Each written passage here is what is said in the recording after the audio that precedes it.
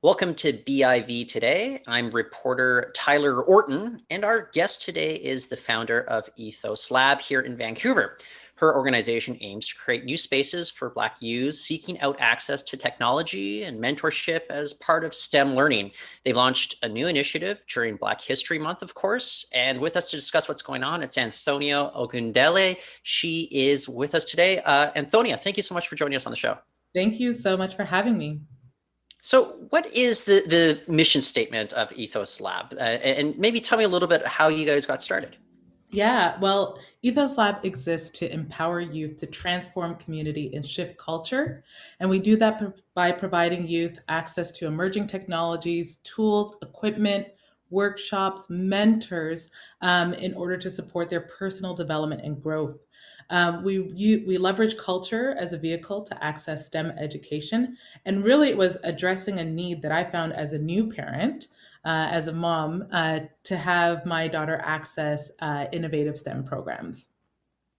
So, what was kind of the initial spark for you? What made you realize that this is something that we really do need here in Vancouver?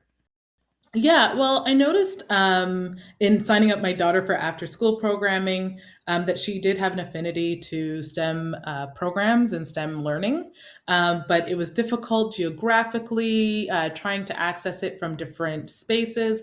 But more so, I found that innovation in STEM, because like the kids all have access to STEM in their schools, but innovation, when we talk about like design thinking or entrepreneurship or those really deep technical emerging technology spaces were reserved for kids that were either in enrichment programs, mini schools, or they had to apply to really advanced programs where technology and this learning is so ubiquitous at this point that we really need to have all young people have access to it. And so I was working a full-time job, saw the emergency, and actually said, you know what, I think this is something I can dedicate my time to. Well, I talk to a lot of people, and they say that pretty much every company is a technology company right now. There's no such thing of just going into any sort of job and not having that base level of knowledge. Is that one of the things that you're going into thinking this? Like, how can we provide youth with just these abilities to make them, workforce ready as, we look forward, 10, 15 years, especially? Oh, absolutely. And this is a part of who they are as it is right now. And I find the fact that it's actually specialized program or differentiated from the regular school stream remains, I think, something that's a bit antiquated and needs to really be embedded in everything that they do. As we see and hear about, private schools really doubling down on innovation spaces because they understand the future of work. I think that there just needs to be that greater access to all young people to be able to access this technology, and again, just kind of way of thinking and learning around being critical thinkers and problem solvers. So it's not so much anymore about doing the coding workshop or the robotics workshop. What we do at Ethos Lab is provide a cultural context in which it grounds it and makes it relevant for the young people. Well, can you expand on that, like the cultural context there? And I'm curious about what that entails and just the significance and importance of that. Yeah, I think so. For example, right now, and this is what I've shared with other parents, young people are interacting more as avatars than they are as real people. And what does it mean as a young person when you go into a video game and you're selecting something that doesn't look like you or doesn't really reflect who you are? Do you have the ability and capacity to change the way that works? So we run a workshop right now called Avatars and Identity. So we're teaching the young people how to texture 3D models. They've also learned how to do 3D modeling as well, while addressing these conversations around identity, both in the physical space and in the digital space. And these types of conversations are not typically addressed in the regular school system, but it's also it's really hard to kind of wedge that into a regular school curriculum. And these are the conversations that are relevant and matter to young people. And again, when COVID hit, we were out in the streets demonstrating, but my daughter was also demonstrating in NBA 2K20. And so that digital and virtual identity, there is no online, offline. Very much the statement you said, there's every company is a tech company.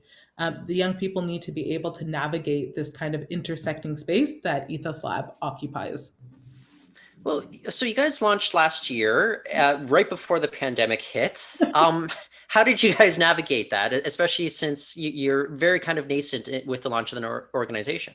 Oh yeah, absolutely. February 28th at Telus Gardens, 150 of our closest friends coming together to support this idea that we had. And we're starting to really build traction in our March break program, which was then canceled because of COVID. Well, our organization was already looking to be at that intersection of physical and digital. And so it wasn't so much a big pivot as it was so much accelerating on the digital experience.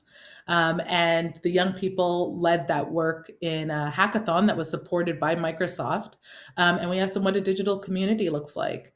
And from there, we built our social virtual reality environment where they come together to hang out and celebrate. And we do a lot of events in there and learning. But we also do a lot of work over a lot of meetups over Zoom, and we leverage Discord as well. So that is how we come together. So it wasn't. It actually was just aligned with where we wanted to be and where we were going. So I'm very curious, like, what is that social VR space like? I would be delighted to try that out for myself. Oh, absolutely. It's a completely immersive environment. It's called Atlanthos. It was the winning idea out of the hackathon. It is an underwater arena, with a basketball court and fishes flying kind of all around it. But when you go in there, it's very different from again, your experience of connecting over Zoom or Discord or a platform like that. You actually enter in as an avatar. And when you have multiple people in there, you really feel like you're going out on the town. Like you really feel like you're a part of something. And so we do our concerts in there. And the feedback that we receive is like, wow, this is like the first time I felt like I was going out during the pandemic. So we have Atlanthos. We also have Sushi Island, which is another world that was co-created again with the young people, and then we partnered with a local startup, Active Replica, to create the space. So I'm curious, I mentioned it at the top, and maybe I should have jumped over to this question a little bit sooner, but you guys have launched a new campaign for Black History Month. Tell me about that. What is the goal behind it, and ultimately, what do you hope to raise? Yeah, absolutely. So we have launched the Black Futures Month fundraiser. We are trying to raise $100,000 because we believe we've created, not even believe, we've heard that we've created a model that's resonated with families. And we want to be able to scale our impact, improve our program, and also start looking towards the feasibility of a physical space. And so we are looking for individuals, we're looking for corporate donations to be able to support us in expanding our vision to reach more families. So what has traction been like in terms of the last year? Maybe not specific to this fundraiser, but just in terms of getting people involved, getting people aware of what you guys are doing. Yeah, over the last year, the priority has been just being there to meet the needs of the family, and the different families that have been involved in the community. And we've managed to register 77 families since May of last year. We Wow. have a small community that meets every single week on Tuesdays, Thursdays, and Saturdays. And right now, the demand is actually quite a bit. So we've managed to contain it. And in fact, we've really focused on enhancing our community experience and building on our culture. But it's actually reached a point where we do need to be able to scale because the demand is actually quite great. And so it's been phenomenal traction in that way. Microsoft remains a really big supporter of ours and has provided a lot of great technology for us. We've had a lot of people from the tech community wanting to support in terms of mentorship and coming in, and so that's all phenomenal. A lot of in-kind services. We're at the point though where we do need to have some operational dollars to be able to scale the organization. Well, what is look? Everybody is yearning for like physical contact and being with groups of people. You know, we can look forward to mass vaccinations, but how important is kind of that physical space going to be looking forward as you guys look to scale up as well? I think it's absolutely critical. I think that we will again continue to operate both in the physical and digital space, digitally mainly for the broader access. But from a physical perspective, we have seen the mental and social impacts that that has had for young people that haven't had the ability to be in schools, that sense of feeling quite isolated. So it's not fully the same when you're online and connecting in that way. There's something different about connecting in person. The other thing is then they'll have access to all of the really great tools that they can get their hands on. We were offering in-person activities at our current space that we co-locate with in Surrey. And we partnered with, again, a local startup called Quartic Technology, and we were delivering AI coding workshops, really emphasizing having the young people understand and learn about bias in AI and how that impacts them, but then turning them now into creators to understand the back end to see how they might be able to make a difference in the world. So I know I'm going to date myself here, but when I was growing up, it was about like Game Boys and programming the VCR for my parents. What would something like this have meant to you as a young person growing up back in the day? Oh my gosh, it would have meant the world to me. Again, as I mentioned about this divergence of a regular stream student and like an enriched student. If I had these tools and these opportunities to be able to create, participate in competitions, and even just really experiment with all of these different ideas and access networks, I think it would have made a huge difference in my life.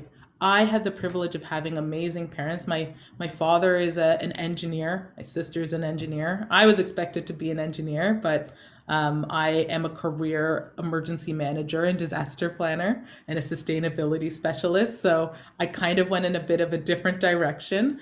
But all of that being said, is that I was exposed to these conversations through my dad's lecturing at U of T. And not many young people get that opportunity, in particular, to see Black leaders leading this conversation and supporting this work. Well, Antonia, I think it's an amazing thing that you guys are pursuing here, and hopefully we can get that message out to more people. But I just want to thank you so much for joining us on the show today. Awesome. Thank you so much. And please give if you can.